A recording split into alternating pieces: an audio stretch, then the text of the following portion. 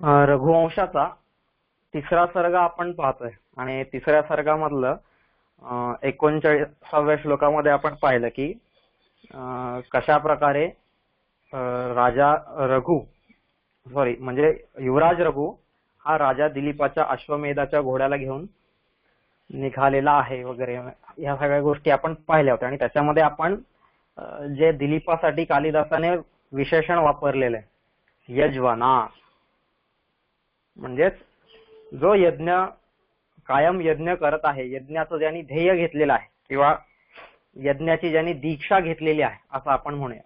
तर दीक्षा घेणं म्हणजे काय किंवा ध्येय असणं म्हणजे काय, ह्या गोष्टींची आपण चर्चा केली होती आधी. आणि त्याच्यामध्ये आता आपण यज्ञ म्हणजे काय ही संकल्पना पाहत होतो. आणि यज्ञामध्ये जे आपण यज्ञाची एक मूळ व्याख्या पाहिली की यज देवपूजा, संगतीकरणम, मैत्रीकरणम, दानम.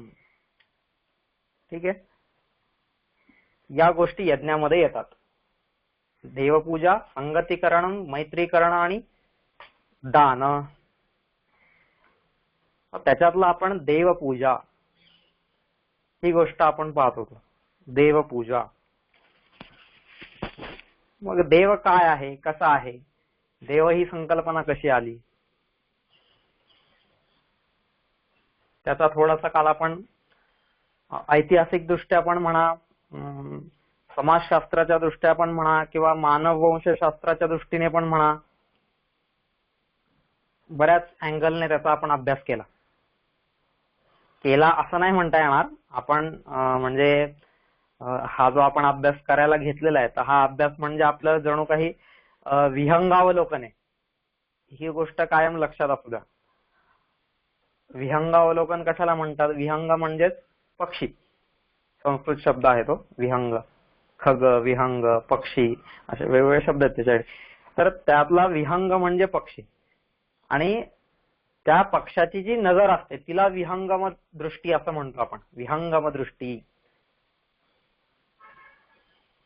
पक्षी काय करतो? आकाशातून उडत जात असतो आणि उडता उडता त्याला खाली सहज जे काय दिसतंय त्या गोष्टी तो बघत चाललेला असं. आणि मग एखादी गोष्ट त्याला इंटरेस्टिंग वाटली, काहीतरी त्याच्या आवडीचं खाद्य असलं, काहीतरी वाटलं त्याला, त्यावेळेस तो आकाशातून खाली येऊन मग त्या गोष्टीचा व्यवस्थित आस्वाद घेतो. तसं आता आपण हा जो अभ्यास करतोय हा अभ्यास आपला जणू काही विहंगावलोकन आहे असं समजा प्रत्येकाने, की आपण फक्त एक वर वर वर वर बघत चाललेलो आहे.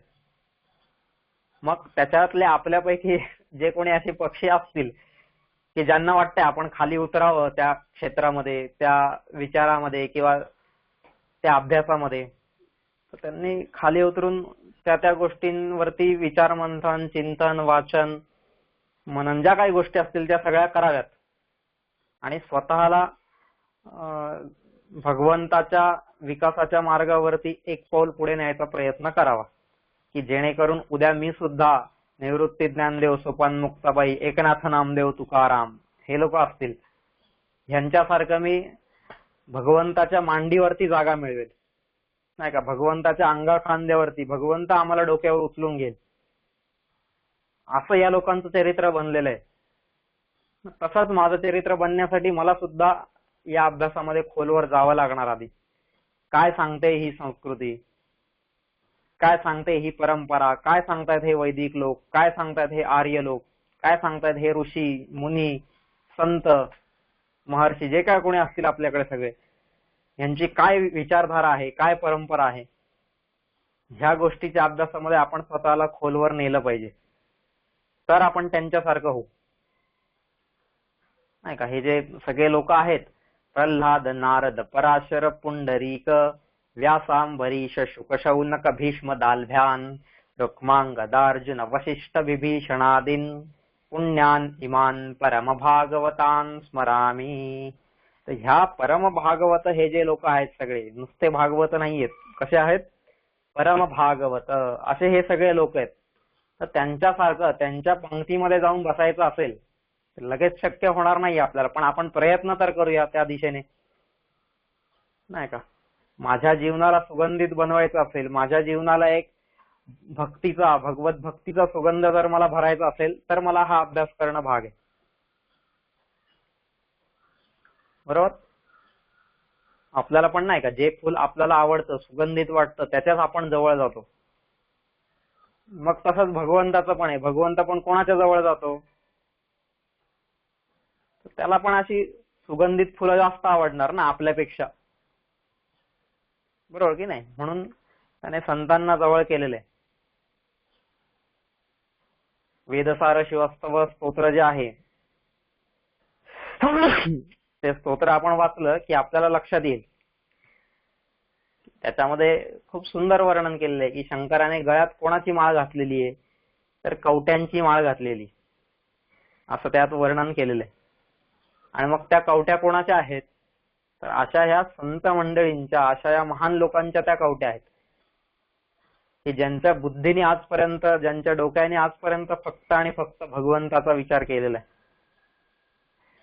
नाही का? आत हरी बाहेर हरी, हरीने घर कोंडले, हे जे आहेत, ज्यांच्याकडे कायम याच गोष्टी आहेत, अशा लोकांच्या कवट्या त्यांनी धारण केलेल्या आहेत. मला पण तसं बनायचंय, म्हणून त्याच्यासाठी मला हा अभ्यास करता आला पाहिजे. ठीक आहे.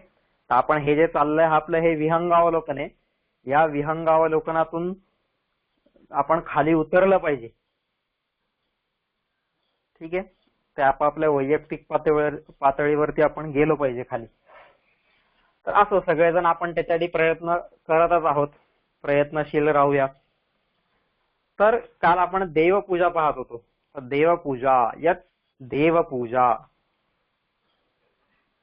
तर आता ही जी देवपूजा आहे, ही देवपूजा म्हणजे काय? तर काल आपण पाहिलं, देव म्हणजे काय की जो आपल्यापेक्षा श्रेष्ठ आहे, आणि माझ्यापेक्षा जो श्रेष्ठ आहे त्याची पूजा जर मला करायची असेल तर पूजा करणं म्हणजे काय आहे? देव म्हणजे दगडातला देव, देव म्हणजे मूर्तीतला देव, किंवा देव म्हणजे राम, कृष्ण, किंवा इतर जे कोणी आपण ज्याला देव म्हणतो, हे देव का? नाही, हे सगळे आपल्यासारखेच होते, पण आपल्यापेक्षा श्रेष्ठ होते, म्हणून त्यांना देवत्व दिलेलं आहे. आपण देवत्व प्राप्त झालेलं आहे. राम असं कोणालाच नाही म्हणलं तुम्ही मला देव म्हणा, कृष्ण असं कधीच कोणाला म्हटलं नाही तुम्ही मला देव म्हणा. आपण त्यांना देव म्हटलेलं आहे. का? कारण ती आपण सगळा इतिहास पाहिलेला आता प्रागैतिहासिक काळापासूनचा, आदिमानवापासून कशी ही देव ही संकल्पना समाजामध्ये रूढ झाली. आणि ती फक्त आपल्यामध्येच नाही, बायबल जरी वाचला आपण त्याच्यामध्ये पण तीच गोष्ट सांगितलेली, कुराण जरी वाचला आपण तरीही तिथे तीच गोष्ट सांगितलेली. प्रत्येकामध्ये फक्त कोणी त्याला देव म्हणत असेल, कोणी त्याला गॉड म्हणत असेल, कोणी अजून काही चित शक्ती म्हणत असेल, कोणी काय म्हणत असेल, कोणी भगवंत म्हणत असेल, माहित नाही आपल्याला. प्रत्येक जण वेगवेगळ्या गोष्टी म्हणत असेल, पण ती जी देव संकल्पना आहे. मग आता या देवांची पूजा करणं, पूजा करणं म्हणजे काय? यज देवपूजा. पूजा करणं म्हणजे काय? रोज सकाळी उठलं का त्या देवाला मग दिवा लावायचा, अगरबत्ती लावायची, नाही का, फुलं, हार, तुरे, जे काय असेल, आरती, सगळ्या गोष्टी करायच्या का? झाली, मग पूजा झाली. त्याला पूजा म्हणू का आपण? नाही का. पूजन हा शब्द काय आहे? खूप सुंदर शब्द आहे. पूजा, पूजा करणं. एखाद्याची पूजा करणं म्हणजे काय करणं? की त्याने जी गोष्ट सांगितलेली आहे, त्याला जी गोष्ट आवडते ती गोष्ट करणं, ती खऱ्या अर्थानं पूजा होते.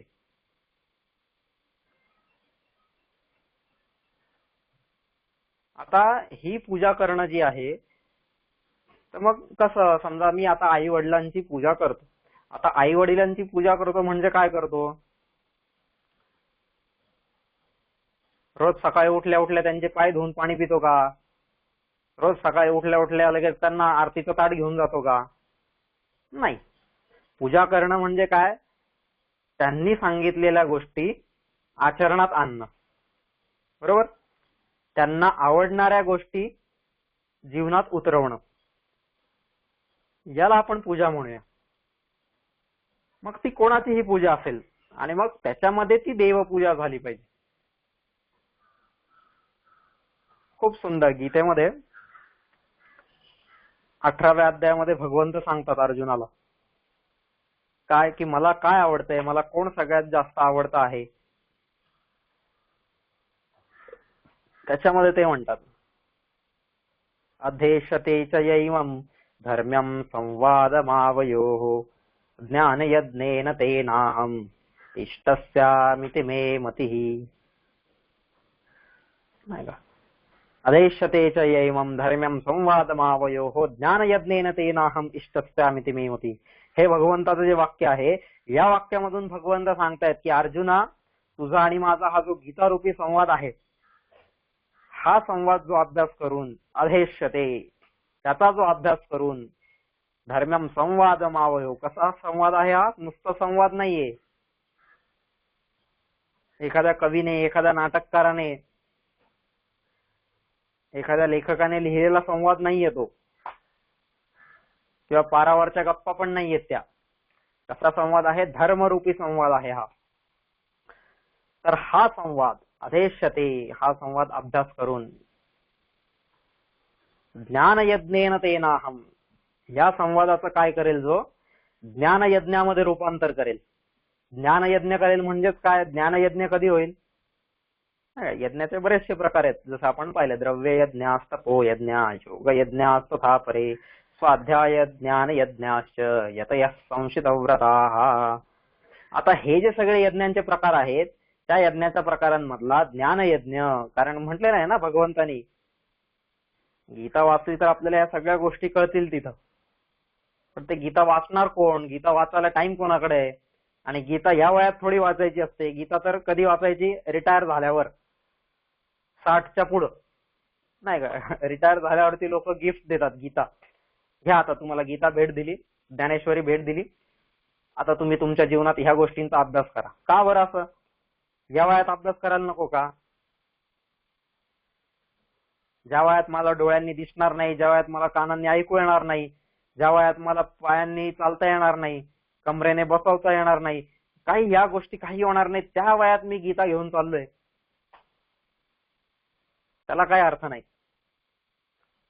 ज्यावेळेस माझी सगळी इंद्रिय ही व्यवस्थित आहेत, सगळ्या इंद्रियांची शक्ती व्यवस्थित कार्यरत आहे, नाही का, ज्यावेळेस माझं यौवन हे सुगठित झालेलं आहे, अशा वेळेस मग मी इकडे जाणार नाही तर कधी जाणार?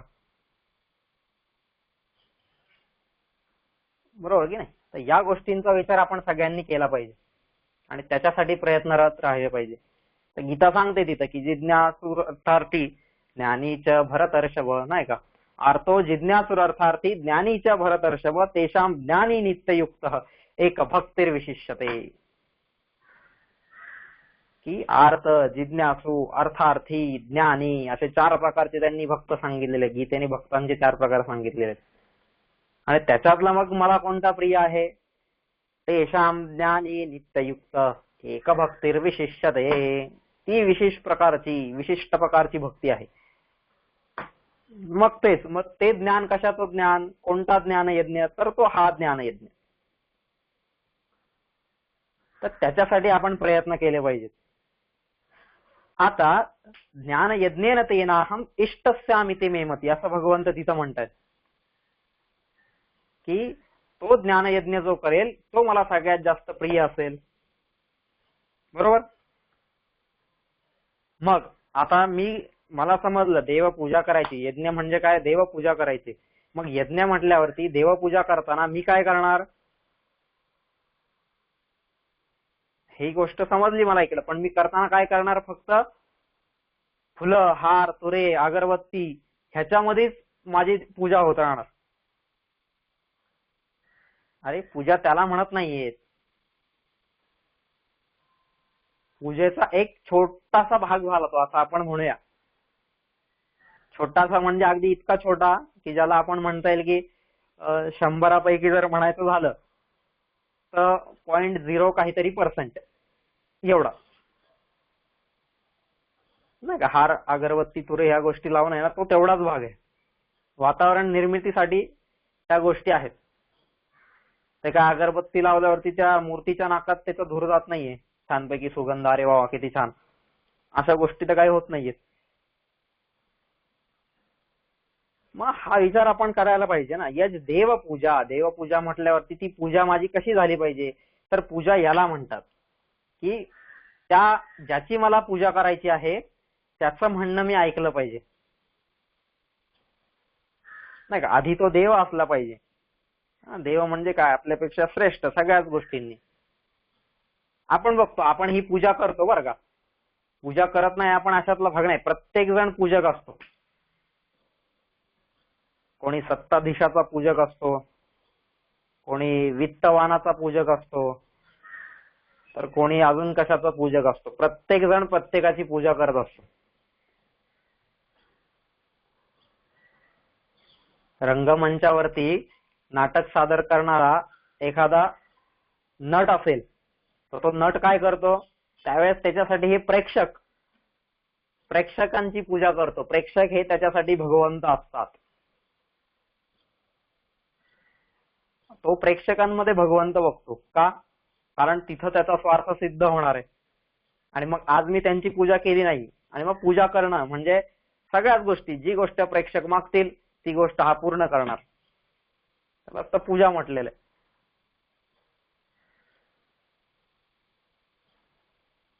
आज आपण पाहिलं, नोकरी मिळण्यासाठी लोक कोणाकोणाची पूजा करत नाहीयेत.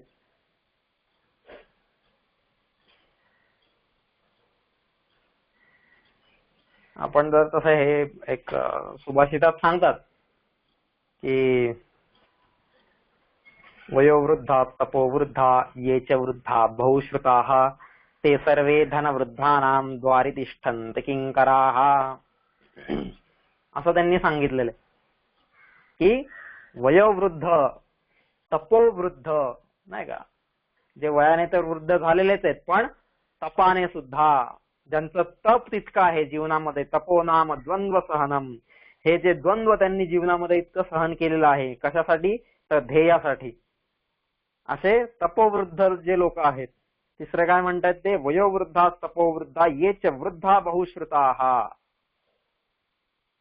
बहुश्रुताः म्हणजे ज्यांनी खूप अभ्यास केलेला आहे, ज्यांनी खूप ज्ञान मिळवलेलं आहे, ज्यांनी खूप गोष्टी ऐकलेल्या आहेत. श्रुता शब्दाचा एक अर्थ होतो ऐकलेलं, पण ऐकण्यापेक्षा इथं आपण म्हणूया की जे खूप ज्ञानी आहेत,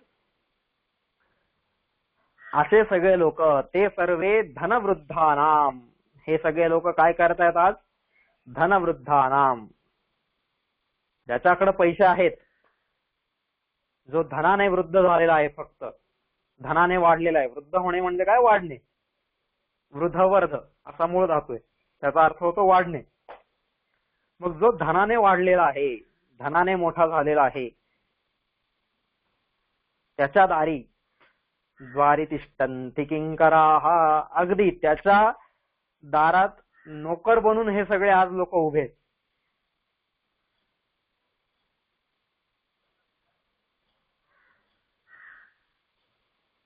त्याची लाळ गळाली का हे खाली लगेच भांड घेऊन उभे. कोण, असे हे ज्ञानी लोक, तपोवृद्ध लोक, योगवृद्ध लोक, असे सगळे कोणत्याही प्रकारचे वृद्ध लोक असतील, जे आपण म्हणूया प्रत्येक क्षेत्रामध्ये वाढलेले लोक, तर हे सगळे लोक आज कोणाच्या दरबारात उभे आहेत, प्रत्येक वेळेस धनिकांच्या दरबारात उभे आहेत, प्रत्येक वेळेस धनिकांच्या घराबाहेर उभे आहेत. का बरं, तुम्हाला का त्यांच्या घराबाहेर हेऱ्याझारा घालायला लागतात, का त्यांची चापलुसी का करावी लागते.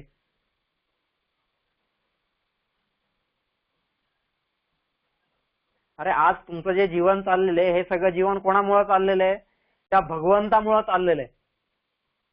करायची ना चापलुसी, त्याची चापलुसी करा. संतांनी म्हटलेलं आहे, एक जन्म ऐसा यावा सखा तू म्हणावा. ही संतांची वाणी आहे. काय म्हणतात संत, एक जन्म ऐसा यावा सखा तू म्हणावा. तू मला मित्र म्हटलं पाहिजेस, तू मला पुत्र मानलं पाहिजेस, ही आकांक्षा आहे संतांची.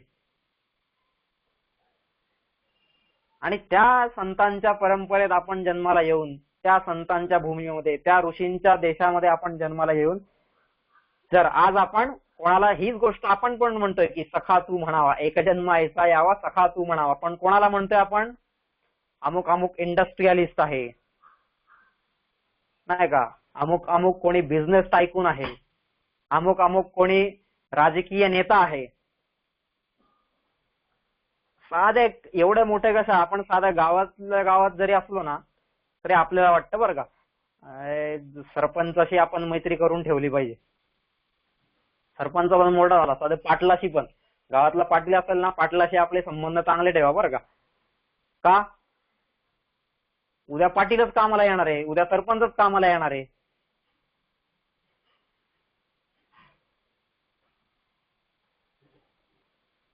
मग हा परत त्याच्या घरी त्याचे कपडे धुवायला जाईल, सगळ्या गोष्टी करेल तिथं. कशासाठी या गोष्टी? तर आपल्याला पूजा काय आहे ही गोष्ट माहित नाही अशातला भाग नाही. प्रत्येकाला पूजा काय आहे ही गोष्ट माहिती आहे आणि प्रत्येक जण ती पूजा कशी करायची हे पण जाणतोय. मग ती गोष्ट त्यांनी सांगायच्या आधीच त्याच्यासाठी आपण तयार करून ठेवतो तिथं, नाही का.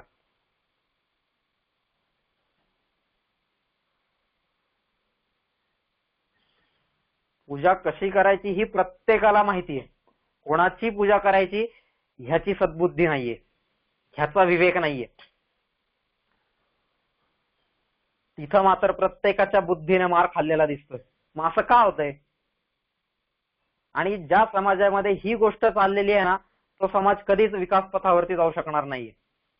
म्हणजे इतिहास उचलून बघा तुम्ही. आज आपण इतिहासामध्ये पाहिलं युरोपियन राज्यक्रांती जी झालेली आहे,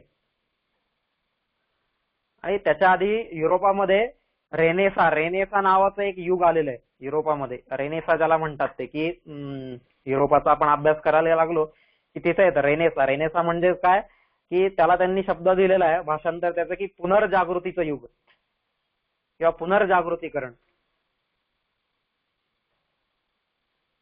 त्यावेळेस त्या लोकांना सगळ्यांना अचानक ही हळूहळू जाणीव व्हायला लागली, प्रत्येकाला. म्हणजे संपूर्ण युरोप जर आपण पाहिला, युरोपचा अभ्यास केला आपण, तर रेनेसा नावाचं एक खूप मोठं युग होऊन गेलेलं आहे त्यांच्या काळामध्ये तिथं. आत्ता म्हणजे अगदी 16व्या 17व्या 18व्या शतकाच्या या दरम्यानच. तर मग काय झालेलं आहे 18 19 या दरम्यान, सगळ्या या शतकांमध्ये काय झालेलं आहे तिथं, की प्रत्येकाला या गोष्टीची जाणीव झालेली, की अर्थस्य पुरुषोदासः हे जे सांगितलेलं आहे, अर्थस्य पुरुषोदासः, नीतिशास्त्र सांगतं आपल्याला असं, अर्थस्य पुरुषोदासः. महाभारत सांगतं, सगळ्या गोष्टी सांगतात या, की माणूस हा दास आहे, दासत्व तो स्वीकारतोच आहे. आणि जो दास होतोय त्याला पूजा कशी करायची ही गोष्ट चांगली माहिती आहे, प्रत्येकाला माहिती आहे. पण गफलत होते कुठं, मी कोणाचा दास होतोय, ही खूप मोठी गफलत होते. ती गोष्ट त्या रेनेसा युगामध्ये या लोकांना कळाली, युरोपियन लोकांना. आणि तिथून पुढे त्याला पुनर्जागृतीचा काळ, पुनर्जागृतीचं युग असं त्यांनी नाव दिलेलं. आणि तिथून पुढे त्या लोकांचा विकास इतका झपाट्याने होत गेलेला आहे. पण तो विकास फक्त कशाच्या क्षेत्रामध्ये झालेला दिसतो आपल्याला, फक्त आणि फक्त त्यांना ती जी हिंट मिळाली किंवा त्यांना ते जे लक्षात आलं की आपण पुढे गेलो पाहिजे, पण ही गोष्ट त्यांच्या लक्षात येऊन त्यांनी फक्त आणि फक्त आपल्याला दिसतं भौतिक क्षेत्रामध्ये प्रगती केलेली आहे. ज्याला तिथं युरोपचा आपण अभ्यास केला की आपल्याला कळेल इंडस्ट्रियल रिव्होल्युशन तिथं झालेली आहे, औद्योगिक राज्यक्रांती त्याला म्हणू आपण. मग ही जी इंडस्ट्रियल रिव्होल्युशन आहे, ही इंडस्ट्रियल रिव्होल्युशन झाली कशामुळे झाली, त्यांना कुठेतरी कळालं की नाही मी या गोष्टी केल्या पाहिजेत, ही गोष्ट त्यांना कळाली आणि तिथून पुढे ते त्याच्या मागे लागले. पण परत ज्याप्रमाणे समाजशास्त्री असतील, अर्थशास्त्री असतील किंवा नीतिशास्त्री असतील किंवा धर्मशास्त्री असतील, या सगळ्यांनी सांगितलेले की ज्याला आपण म्हणू प्रकृती, विकृती आणि संस्कृती, तर त्याच्यामध्ये अर्थस्य पुरुषोदास ही प्रकृती आहे, नॅचरल आहे. इट इज बट ऑब्वियस असं आपण त्याला म्हणूया, ते नॅचरल आहे, त्याच्यामध्ये काही प्रयत्न करावे लागत नाहीये, आपोआपच आहे. कोणी लहान मुलगा जरी असेल ना, त्याला तुम्ही पैसे देईल आणि मग एक काम कर तू, तो लगेच तयार होणार, अगदी लहान मुलगा सुद्धा. बघा असं करून कधी. पण त्या लहान मुलामध्ये जर ही वृत्ती निर्माण करायची असेल की पैसे देऊन सुद्धा तो काम करायला तयार व्हायला नाही पाहिजे, का मी कोणासमोर का लाचार होऊ, कोणासमोर का हीन दीन दुबळा होऊ, त्याचा आत्मगौरव, त्याचा सन्मान, त्याची अस्मिता, त्याची तेजस्विता, ह्या सगळ्या ज्या गोष्टी आहेत त्या गोष्टी जर त्याच्यामध्ये उभ्या करायच्या असतील आणि मग त्याला ही पूजा भगवंताच्या दिशेने करायला लावायची असेल तर मला काय केलं पाहिजे? नाही का, पूजा ही प्रत्येक जण करणार आहे. आज आपण प्रत्येक जण नाही का समाजाचं चित्रच हे बनलेलं आहे, अर्थप्रधान समाज बनलेला आहे. यस्यास्ति वित्तम सनरकुलेन सपंडितस्स श्रुतवान गुणज्ञ स एव वक्ता स च दर्शनी यः सर्वे गुणाः कांचनमाश्रयन्ते. यस्यास्ति वित्तम, ज्याच्याकडे वित्त आहे, ज्याच्याकडे पैसा आहे, यस्यास्ति वित्तम सनरकुलेन, मग तोच काय होतोय? कुलीन. तोच फक्त आणि फक्त उच्च कुळात जन्माला आलेला आहे असं आपण तिथं लगेच घोषणा करून मोकळी होतो. का? कारण आपला स्वार्थ आहे तिथं. आज त्याची हाजी हाजी केली नाही तर उद्या आपल्या पदरात 2 थेंब पडणार नाहीत त्या वित्ताचे, नाही का. त्याचे 2 कण जर मला माझ्या पदरी पाडून घ्यायचे असेल तर आज मला त्याची स्तुती केली पाहिजे, त्याची चापलुसी केली पाहिजे. मग माणूस तिथं लाचार व्हायला सुरुवात झाली. यस्यास्ति वित्तम सनरकुलीन सपंडित, तोच विद्वान, त्याच्यापेक्षा जगात दुसरा कोणीही विद्वान नाही. ज्याच्याकडे पैसा आहे तो जगातला सगळ्यात मोठा विद्वान. कारण का? पैसा आल्यावर मी काय करू शकतोय? मग मी विद्वानांना खरेदी करू शकतो. आणि जो खरेदी होतो ना तो कधीच विद्वान नसतो. विद्वानाची लक्षणं सांगितलेली आहेत सगळे. आता ते आपला विषय उगाच परत दुसरीकडे जायला नको म्हणून आता त्याच्यावरती बोलत नाही मी. पण विद्वान कशाला म्हणतात? आपल्याला वाटतं ह्याच्याकडे खूप बुद्धी आहे, याला परीक्षेत खूप मार्क पडतात, याने अमुक अमुक परीक्षा पास केली म्हणून तो विद्वान का? नाही, त्याला विद्वान म्हणत नाहीत.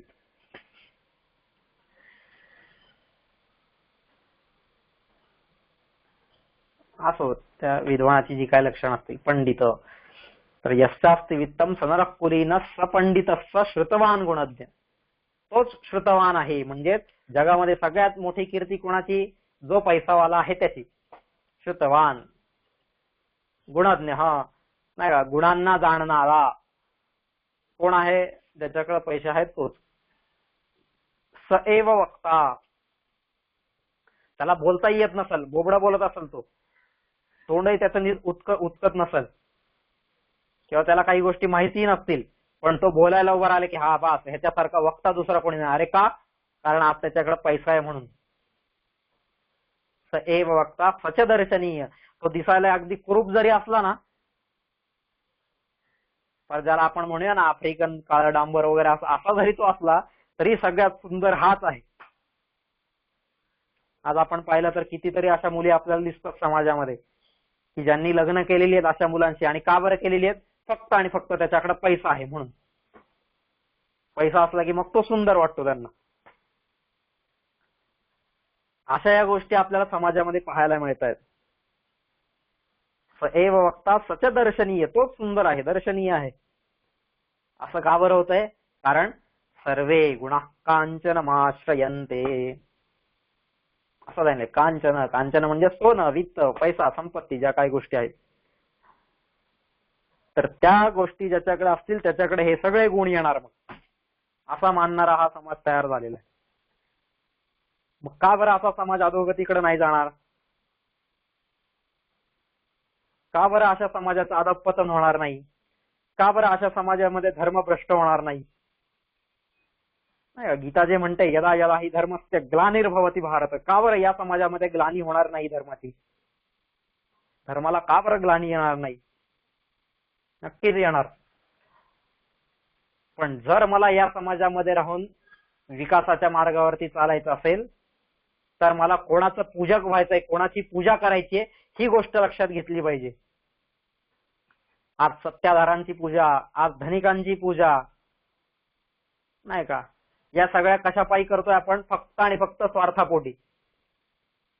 तो स्वार्थ मनामध्ये ठेवून या प्रत्येकाची पूजा करायला आपण ढगावतोय. पण थोडासा प्रत्येकाने विचार करून बघा या गोष्टीवरती. ही पूजा तर मी रोज करतोय. प्रत्येकाने स्वतःला प्रश्न विचारून बघा, मी पूजा करतोय की नाही? प्रत्येकाची पूजा करतोय. साध्या साध्या गोष्टी असतात. कॉलेजमध्ये जायचं असेल, माझ्याकडे गाडी नाहीये, ज्या मित्राकडे गाडी आहे ना, मग त्याची मी पूजा करतो. का? आज जर मी त्याची पूजा केली तर उद्या तो मला त्याच्या गाडीवरून कॉलेजला नेईल. मग त्याच्यासाठी दुकानातून चॉकलेट घेऊन जाणार, त्याला घरी जेवायला बोलवणार, इतर सगळ्या गोष्टी करणार मी. त्याची ओझी वाहणार, बाकी सगळ्या गोष्टी करणार. हे काय? ही कामं करणं म्हणजेच त्याची पूजा करणं झालं ना. आणि ही पूजा कशासाठी करतोय मी? फक्त आणि फक्त माझा स्वार्थ साधण्यासाठी, माझा स्वार्थ सिद्ध करण्यासाठी.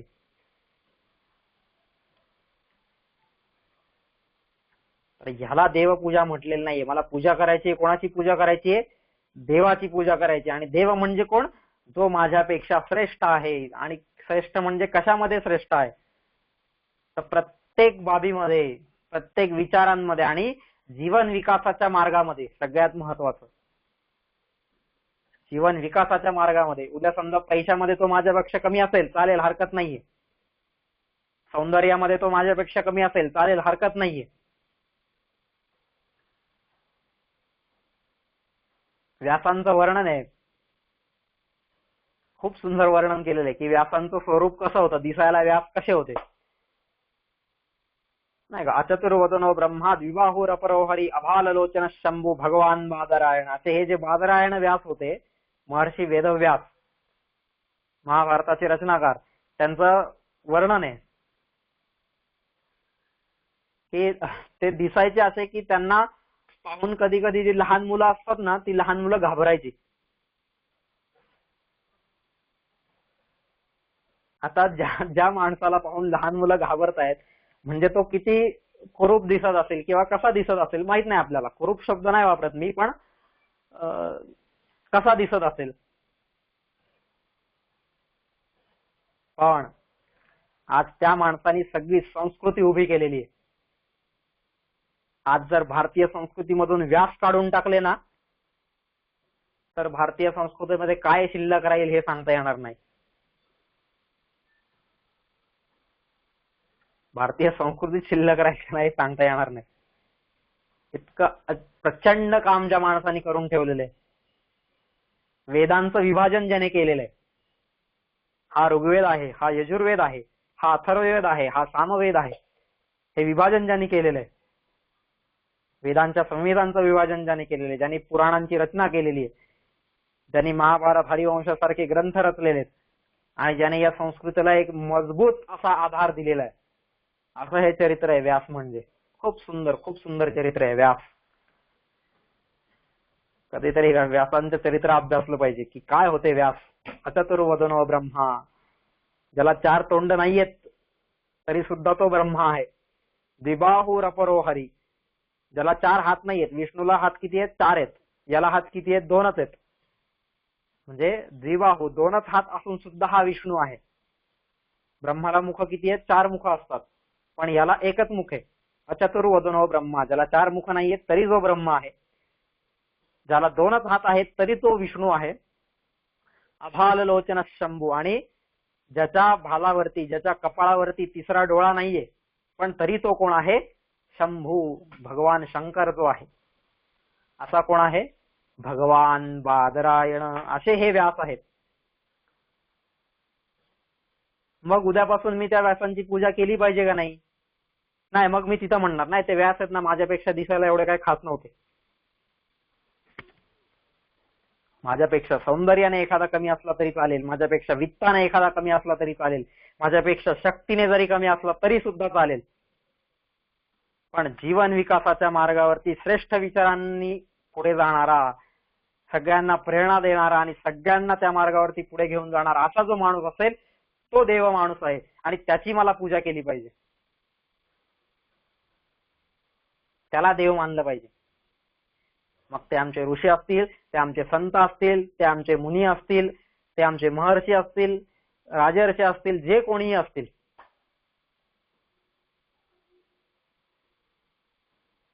त्या सगळ्यांची मला पूजा केली पाहिजे, नाही का? मत्स्य कूर्म वराहस्य नृसिंहो वामनस्तथा रामो रामश्च कृष्णश्च बुद्धश्च कल्किरित्यपि. आता हे जे सगळे आहेत 10 अवतार, हे 10 अवतार म्हणजे काय? हे डेमॉन्स्ट्रेशन आहे. अवतार म्हणजे काय? हे डेमॉन्स्ट्रेशन ज्याला आपण म्हणतो. मग हे डेमॉन्स्ट्रेशन ज्यांनी दाखवलेलं आहे ते आपोआपच माझ्यापेक्षा श्रेष्ठ ठरलेले आहेत आणि म्हणून त्यांना आम्ही देव मानलेले. आणि जसं काल सांगितलं आपण की कोणालाही, प्रत्येक जण महाभारत पहा, तुम्ही रामायण पहा, पुराण पहा, इतर सगळे प्रत्येक जण एकमेकांना देव म्हणतोय तिथं.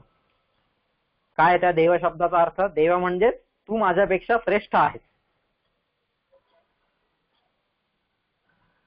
कृष्ण व्यासांना देव म्हणतायत, व्यास कृष्णाला देव म्हणतायत, भीष्म कृष्णाला देव म्हणतायत, किंवा अर्जुन कृष्णाला देव म्हणतोय, किंवा अभिमन्यू अर्जुनाला देव म्हणतोय. हे सगळे काय आहेत की कारण तू माझ्यापेक्षा श्रेष्ठ आहेस म्हणून तुला देव म्हणतोय. मग अशा देवाची पूजा मी केली पाहिजे. या देवपूजा,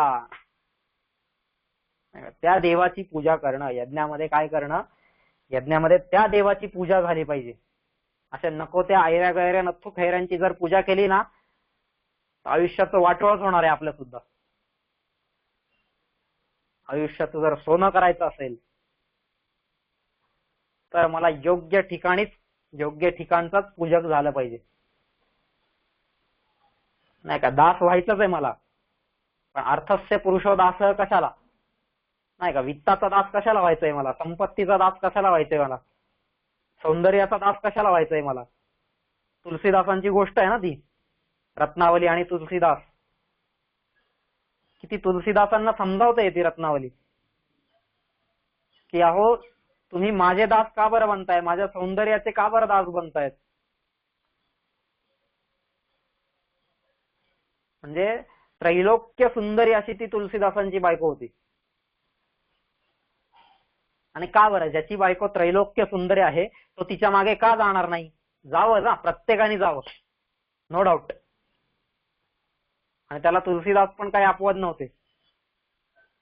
पण ही गोष्ट नंतर तिला समजलेली आहे आणि तिने एक दिवस तुलसीदासांना समजावले. म्हणजे प्रसंग एक असा आहे त्याच्यामध्ये, जाता आता सांगतो की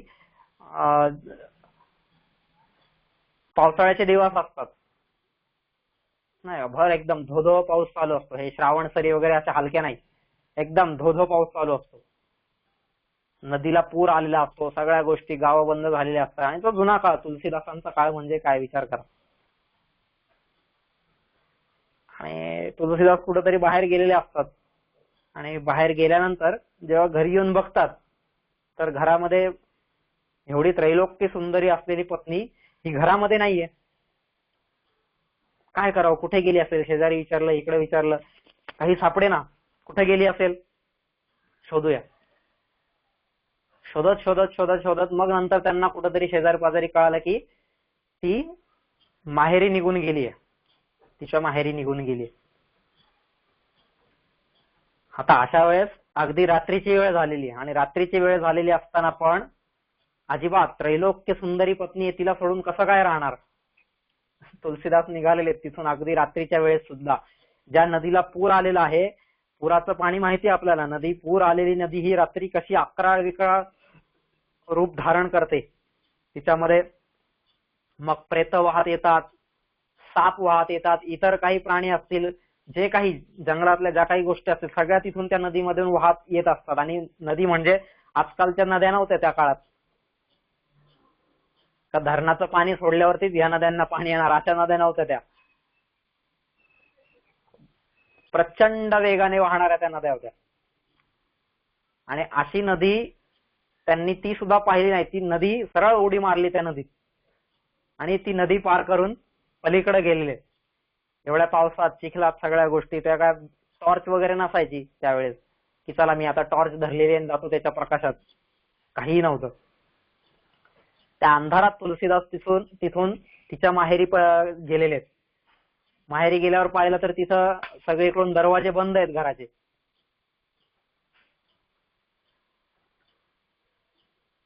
आणि असं असताना मग घराच्या एका बाजूने त्यांनी पाहिलं की तिथं एक रस्सी लटकत होती. त्या रस्सीला धरून धरून ते वरती गेले, तिथं माडीवरती, जे काय वरच्या खोलीमध्ये. आणि तिथं गेल्यावरती ते आपल्या पत्नीला भेटले आणि तिला आश्चर्य वाटलं, बापरे हा माणूस आला कसं काय इथपर्यंत एवढा रात्री? हे खूप आश्चर्य वाटले तिला, खूप आश्चर्य वाटलं. आणि त्यावेळेस तुलसीदास म्हणतात की तुझं माझ्यावरती किती प्रेम आहे, की मी येणार ही गोष्ट तुला माहिती होती आणि म्हणून तू माझ्यासाठी इथं रशी सोडून ठेवलेली आहेस खाली. तिला एकदम आश्चर्य वाटलं, मी कोणती रशी सोडून ठेवली, आणि म्हणून ती स्वतः बघायला गेली पहिले कोणती रशी आहे तिथं, आणि पाहिलं तर तो एक साप लटकत होता तिथं. आणि त्या सापाला लटकत लटकत तुलसीदास वरती गेलेले. म्हणजे सौंदर्याचा पूजक तुलसीदास हे चरित्र आधी काय होतं, सौंदर्याचा पूजक होते. पण त्या रात्री मात्र ती जी रत्नावली जी होती, त्यांची पत्नी जी होती, ती एकदम हल्लेली आहे तिथं. तिला वाटलं बापरे असं कसं काय, एवढा विद्वान एवढा हुशार माणूस पण असं कसं काय. आणि मग त्या रात्री तिने खूप समजावलेलं आहे. तुलसीदास आणि तिच्यातला हा जो संवाद आहे, हा संवाद अभ्यासण्यासारखा आहे. खूप समजावलेलं आहे तिने बुद्धिपूर्वक, आणि शिवाय नुसताच नाही, बुद्धिपूर्वक समजावलेलं आहे की अहो ही जी तुमची निष्ठा आहे किंवा ही जी तुमची ओढ आहे, ज्याला ओढ म्हणूया नाही का, हे जे तुमचं अट्रॅक्शन आहे माझ्याकडे, जेवढीच शक्ती एवढ्याच दृष्टीने जर तुम्ही अट्रॅक्शन भगवंताच्या दिशेने वळवलं ना, अट्रॅक्शन तेवढंच ठेवा, ओढ तुमची तेवढीच राहू द्या, पण ती जी माझ्याकडे आहे ना, तर माझ्याकडे न ठेवता माझ्या आतल्या भगवंताकडे किंवा त्या भगवंताकडे, चराचर सृष्टी ज्यांनी निर्माण केलेली आहे त्याच्याकडे जर तुम्ही ही शक्ती सगळी वापरलीत, तुमचं आकर्षण जर त्या दिशेने झालं ना, तर सगळ्या जगाचा उद्धार करू शकाल तुम्ही. ही गोष्ट तिने त्या रात्री खूप सुंदर समजवली. खूप सुंदर संवाद येतो. आता काय तो सगळा संवाद मी सांगत नाही, पण सांगण्याचं हे काय की पूजक व्हायचंय मला, पण कोणाचं पूजक व्हायचं ही गोष्ट लक्षात आली पाहिजे. आणि त्या दिवशी जेव्हा तुलसीदासांना कळालेलं आहे, आणि त्या दिवसापासून तुलसीदास हे रामाचे पूजक झालेले आहेत मग. आणि आज त्यांचं चरित्र आज सगळ्यांना सुगंध देते त्या वेळेसपासून नाही का.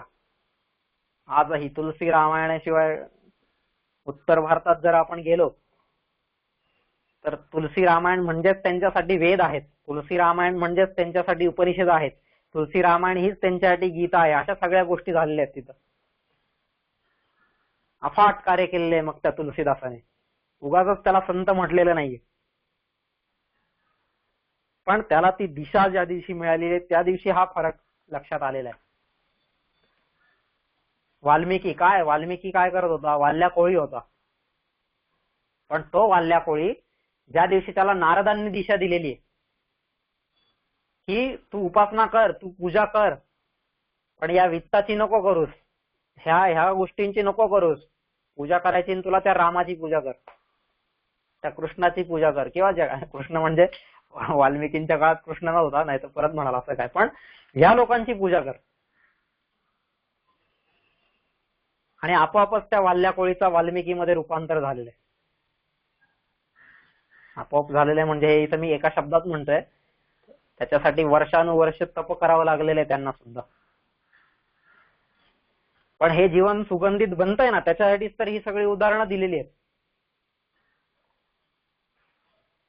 पण त्याच्यासाठी मी प्रयत्नशील असलं पाहिजे. मला पूजा करायची आहे, पण कोणाची पूजा करायची आहे, अशा देवांची पूजा करायची आहे. ऋष्यती संसारस्य पारं दर्शयति इति ऋषी, त्यांना संसाराच्या पलीकडे पाहण्याची दृष्टी निर्माण झालेली आहे ज्यांच्यामध्ये, ज्यांच्याकडे तेवढी शक्ती आहे,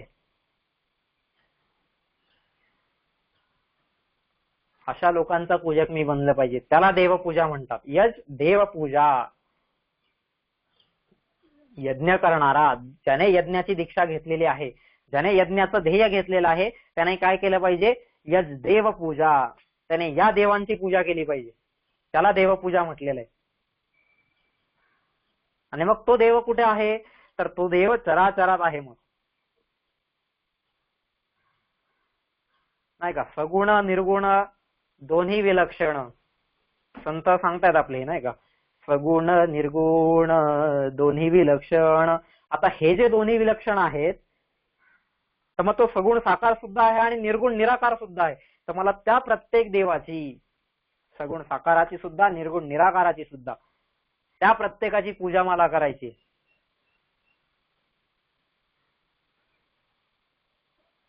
मग त्याच्यामध्ये सगळ्याच गोष्टी आल्या, मूर्तीपूजा आली, स्तोत्र पठन गायन या गोष्टी आल्या, जप, ज्या काय सगळ्या गोष्टी असतील, जप तप, ह्या सगळ्या गोष्टी मी केल्या पाहिजेत.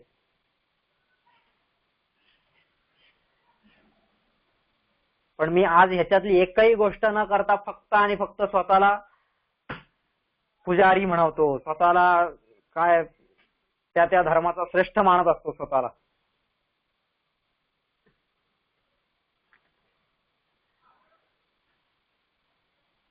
अशा लोकांना धरून चापकाचे फटके मारले पाहिजेत, नाही का. न संध्याम संदत्ते नियमित नमाजन्न कुरुते नवा मौजी बंधं कलयति नवा सुन्नत विधिं न रोजांजानीते व्रतमपि हरैर्नस्त कुरुते न काशी मक्का वा शिव न हिंदुर्न यवनः. अरे आज मी मला हिंदू म्हणवतो. प्राचीन काळात तर हा धर्मच नव्हता, पण आज जर मी स्वतःला हिंदू म्हणवतो तर मी काय करतोय त्याच्यासाठी. आज जर मी स्वतःला मुसलमान म्हणवतोय तर मी काय करतोय त्याच्यासाठी, असं तो सुभाषितकार तिथं सांगतोय. हे माझं म्हणणं नाहीये, सुभाषितकाराचं म्हणणं आहे. काय तो म्हणतोय, न संध्याम संदत्ते. अरे हा कधी संध्या तर करत नाही. त्रिकाल संध्या सांगितलेली आहे ना आपल्या ऋषीमुनींनी, 3 वेळेस संध्या करायची आहे मला. न संध्याम संदत्ते नियमित नमाजन्न कुरुते. हा हिंदू म्हणवतो स्वतःला, पण संध्या पण कधी करत नाही. आणि नियमित नमाजन्न कुरुते, हा स्वतःला मुसलमान म्हणवतोय, पण कधी एक नमाज सुद्धा पडत नाहीये. नवा मौजी बंधम. अरे हा स्वतःला हिंदू म्हणवतोय, पण कधी यांनी मुंज पण केलेली नाहीये. उपनयन संस्कार जो आहे, मुंज जी आहे ती पण यांनी कधी केलेली नाहीये. नवा मौजी बंधम कलयति नवा सुन्नत विधिम. अरे हा स्वतःला मुसलमान म्हणवतोय, तर यांनी कधी सुन्नत विधी पण केलेली नाहीये. सुन्नत ही त्यांच्या मधली एक विधी आहे, तो एक संस्कार आहे त्यांच्यामधला. पण तू स्वतःला मुसलमान म्हणवतेस तर तू ती गोष्ट पण कधी केली नाहीयेस. न रोजान जानीते व्रतमपि हरैर्नस्त कुरुते. न रोजान जानीते, तू स्वतःला मुसलमान समजतोयस ना, मुसलमान म्हणवतोयस, तर मग रोजा ठेवतोस का तू, रोजा राखतोस का कधी. हा मग कसं काय मुसलमान म्हणतोस स्वतःला. न रोजान जानीते, माहितीच नाही त्याला रोजा म्हणजे काय. व्रतमपि हरैर्नस्त कुरुते, नाही का, व्रतमपि हरैर्नस्त कुरुते, त्याला हरीचं व्रत काय आहे ह्या गोष्टीच माहिती नाही. तू कसा स्वतःला हिंदू म्हणवतोयस. व्रतमपि हरैर्नस्त कुरुते न काशी मक्का वा शिव न हिंदुर्न यवनः. न काशी, स्वतःला हिंदू म्हणतोयस ना, गेला का कधी आजपर्यंत काशीला. काशीला जाणं म्हणजे मी तुम्हाला काशीला जायला सांगत नाहीये. सुभाषिताचा अर्थ फक्त समजून घ्या, त्याला काय म्हणायचंय. की कधी तू तीर्थांची पूजा केलेली आहेस का. न काशी मक्का वा, नाही, तू कधी काशीला गेलेला नाही, स्वतःला हिंदू कसं काय म्हणतोस. आणि तू कधी मक्केला सुद्धा गेलेला नाहीयेस, तर तू स्वतःला मुसलमान का बरं म्हणतोयस. काशी यात्रा केली नाहीस, मक्का यात्रा केली नाहीयेस, तू स्वतःला हिंदू आणि मुस्लिम कसं काय म्हणतोयस. त्यामुळे तो कवी म्हणतोय, शिव न हिंदुर्न यवन. शिव शिव शिव, अरे हा तर हिंदू सुद्धा नाहीये आणि हा यवन म्हणजे हा मुसलमान सुद्धा नाही. अशी आज आमची गत झालेली आहे. तर मग मला पूजक बनायचं असेल, जर मला पूजा करायची असेल, असा पूजक जर व्हायचा असेल, तर मला त्या देवाची पूजा केली पाहिजे, नाही का, ज्याच्यामुळे या सगळ्या गोष्टी घडतायत, नाही का. डोळ्यांनी बघतो, ध्वनी परिसतो, कानी पदी चालवतो, जिव्हेने रस चाखितो, मधुरही वाचे आम्ही बोलतो, हाताने बहुसाल काम करीतो, विश्रांतीही घ्यावया घेतो, झोप सुखे फिरून उठतो, ही ईश्वराची दया. त्या ईश्वराची ही सगळी दया आहे ना, मग मी त्याचा पूजक का होऊ नये. मी का या मंत्र्यांचा पूजक होतोय. का ह्या वित्तवानांच्या घरी पाणी भरतोय मी, का बरं त्यांचे तळवे ताटतोय मी, हा थोडासा विचार केला पाहिजे. मला पूजक व्हायचंय ना, मी श्रेष्ठाचा पूजक होईल.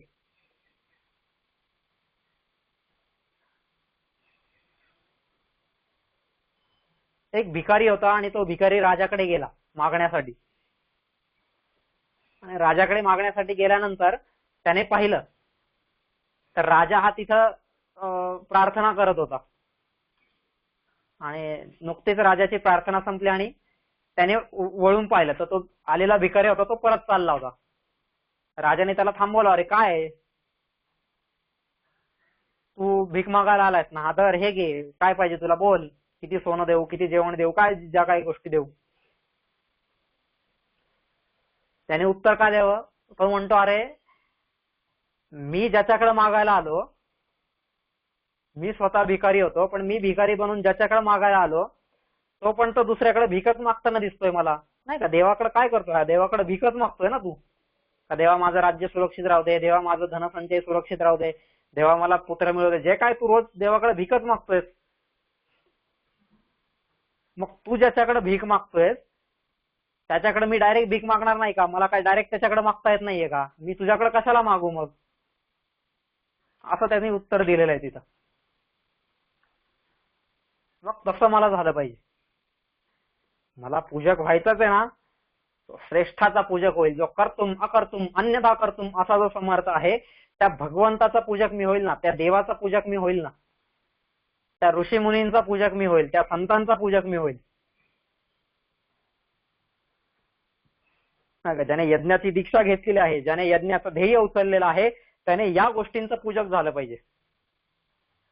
त्या देवपूजा या शब्दाचा अर्थ असा आहे, यज देवपूजा. मला या देवांचा पूजक झालं पाहिजे, त्यांची पूजा मी केली पाहिजे. इतरांची पूजा करणं सोडून द्या आता. खूप केली आपण इतरांची पूजा. आता कुठंतरी स्वतःला बदलण्याची वेळ आलेली आहे.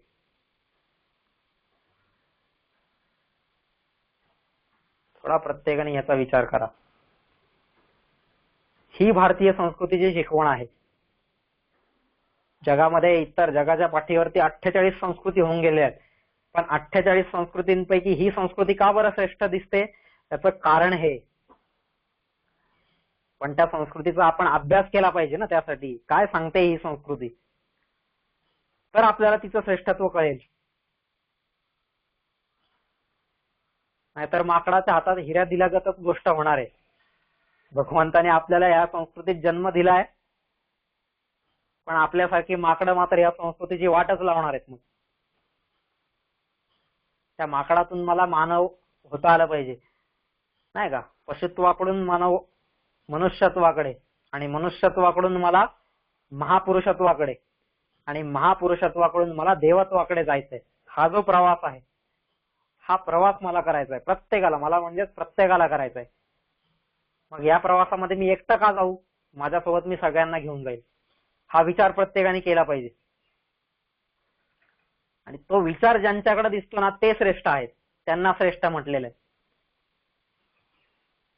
प्रत्येक ऋषी मुनी बघा, त्यांना काय, आपल्याला या गोष्टी आपल्यापर्यंत पोहोचवून काय त्यांना त्यांचे बँक बॅलन्स वाढवायचे होते का?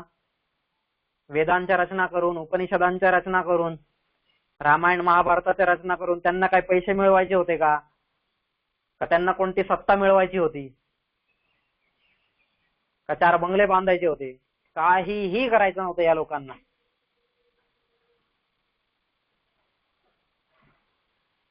ज्ञानेश्वरांनी ज्ञानेश्वरी लिहिली, तुकारामांनी गाथा लिहिली, प्रत्येकाने काही ना काही गोष्टी केलेल्या आहेत.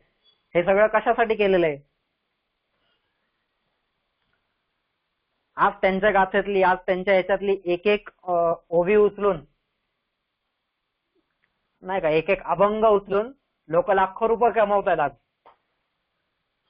त्यांचा एक अभंग उचलून त्याच्यावरती लाखो रुपये कमवणारे लोक आज समाजामध्ये आहेत. पण त्या लोकांनी मात्र कधीच वित्तासाठी या गोष्टी केलेल्या नाहीयेत. तर कुठं असं आपण वाचलेलं आहे की एकनाथ महाराजांनी इथं कीर्तन केल्यानंतर एवढे पैसे घेतले तिथून आणि आपले 4 बंगले बांधलेले आहेत पैठणला? तुकाराम महाराजांनी कीर्तन झाल्यानंतर एवढी बिदागी घेतली आणि त्या बिदागीवरती आपला राजमहाल उभा केला, मस्तपैकी असा बंगला ज्याच्यामध्ये स्विमिंग टँक वगैरे सगळ्या गोष्टी आहेत. तुकाराम महाराज तिथे आनंदाने पोहत आहेत. अशा गोष्टी नाहीयेत कधी कुठं, कारण या लोकांना या गोष्टी नकोच होत्या. ते फक्त आणि फक्त देव पूजा खऱ्या अर्थाने यज्ञ करत होते. ते यज्ञाची दीक्षा घेतलेले लोक होते, यज्ञाचं ध्येय उचललेले लोक होते. शंकराचार्यांनी का बरं अख्खं भारत भ्रमण केलेलं आहे? त्यांनी दिग्विजय करत निघालेले आहेत. का बरं दिग्विजय करत निघालेले आहेत? त्या काळात दिग्विजय झाल्यावर त्यांना काय कोणी गोल्ड मेडल देत होतं का प्रत्येक ठिकाणी?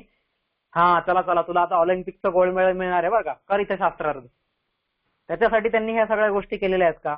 शंकराचार्यांचं चरित्र अभ्यासा. का बरं त्यांनी ह्या सगळ्या गोष्टी केलेल्या आहेत? कारण हे सगळे लोक यज्ञाची दीक्षा घेतलेले लोक होते, यज्ञाचं ध्येय उचललेले लोक होते. आणि यज देव पूजा, प्रत्येक जीवातला देव त्यांनी पाहिलेला आणि त्या देवाची पूजा त्यांनी करायचं ठरवलेलं नाही नुसतंच, तर त्याचं आचरण केलेलं आहे. असे हे सगळे लोक आहेत.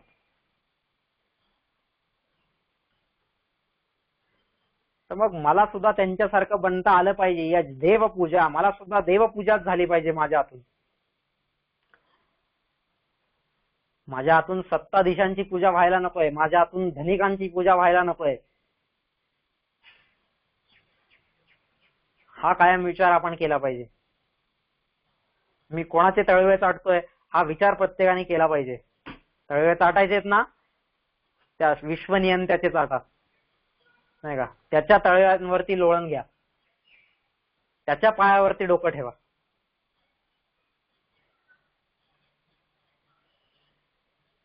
त्याला देवपूजा म्हणतात. यज देवपूजा. त्याने सांगितलेल्या विचारांना आपल्या जीवनात उतरवायचंय, त्याने सांगितलेल्या विचारांना पुढे घेऊन जायचंय, त्याने सांगितलेल्या विचारांना समाजातल्या त्याच्या लेकरांपर्यंत, कारण हे प्रत्येक माणूस, प्रत्येक जीव हा त्याचाच अंश आहे ना, सगळी त्याचीच मुलं झाली. मग त्याच्या मुलांपर्यंत मला ही गोष्ट घेऊन गेली पाहिजे. ह्याच्यासाठी मी प्रयत्नरत असलो पाहिजे, ह्याच्यासाठी मी प्रयत्नशील असलो पाहिजे. ती खऱ्या अर्थानं देवपूजा होणार आहे. अशी देवपूजा मला कायम करत राहिली पाहिजे. ही जर देवपूजा मी करत असेल तर खऱ्या अर्थानं त्या यज्ञाचा एक पार्ट पूर्ण होईल. यज्ञाचा जो एक भाग आहे देवपूजा, देवपूजा संगतीकरणम, मैत्रीकरणम, दानम, त्यातला हा देवपूजा हा जो शब्द आहे, तर मला हा देवपूजक व्हायचंय.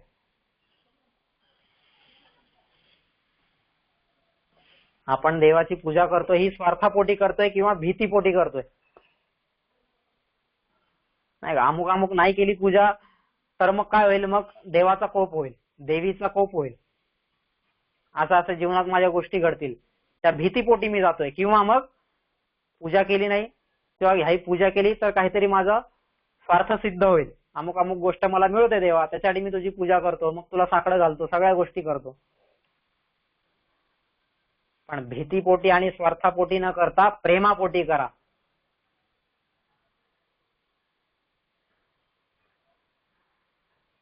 नाही का, इंटेलेक्च्युअल लव्ह टुवर्ड्स गॉड, बुद्धिपूर्वक प्रेम, बौद्धिक प्रेम त्याच्यावरती उभं झालं पाहिजे. आणि मग त्याच्यातून, त्या बौद्धिक प्रेमातून ही पूजा उभी राहिली पाहिजे, स्वार्थ आणि भीतीपोटी नाही. मग ते जे इंटेलेक्च्युअल लव्ह टुवर्ड्स गॉड जे आहे ना, ती खऱ्या अर्थानं देवपूजा होणार आहे. आणि यज्ञामध्ये जी देवपूजा आहे ती ही देवपूजा अपेक्षित आहे. यज्ञामध्ये देवपूजा म्हणजे समोर देवाचे 2 फोटो ठेवून त्याची पूजा करत राहणं, असं तिथं त्याचा अर्थ नाहीये. ते करणं काही चुकीचं नाहीये, ते करावं, जे काय कर्मकांड असेल त्या गोष्टी कराव्यात, पण नुसता तेवढा त्या देवपूजेचा अर्थ नाहीये, हे सांगण्याचं तात्पर्य. यज देवपूजा, माझ्या हातून देवपूजा झाली पाहिजे, तर ती कशी देवपूजा झाली पाहिजे? अशी देवपूजा झाली पाहिजे. यज देवपूजा संगतीकरणम, मैत्रीकरणम, असं जे यज्ञ आहे, अशा यज्ञाची दीक्षा घेतलेला कोण आहे? आपला राजा दिलीप. नाही का, कालिदासाने हे शब्द वापरले आहे त्याच्यासाठी. यज्ञाची दीक्षा घेतलेला यजवना, यज्ञाची दीक्षा घेतलेला, यज्ञाचं ध्येय उचललेला, ज्याच्या जीवनात दुसरं कोणतंही ध्येय नाहीये, फक्त आणि फक्त यज्ञ हेच ध्येय आहे, असा तो राजा दिलीप आहे. असं बघूया आपण. हे रघुवंश खूप सुंदर आहे, कालिदासाने सांगितलेला आहे. त्याच्या निमित्ताने भारतीय संस्कृतीचा पण थोडा थोडा आपण अभ्यास करत चाललोय, करत राहू. हेच देवपूजा. आता आपण यज्ञ म्हणजे काय, त्यातलं देवपूजा बस झाला. आता मला वाटतं आता आपण उद्या आपण पुढे सरकूया थोडस. संगतीकरणम, मैत्रीकरणम, दानम. बघूया उद्या आपण काय, आता रोज भेटतोच आपण, उद्या भेटू आणि पुढचं चिंतन आपण करूया. 9 वाजून गेलेले आहेत, आता थांबूया.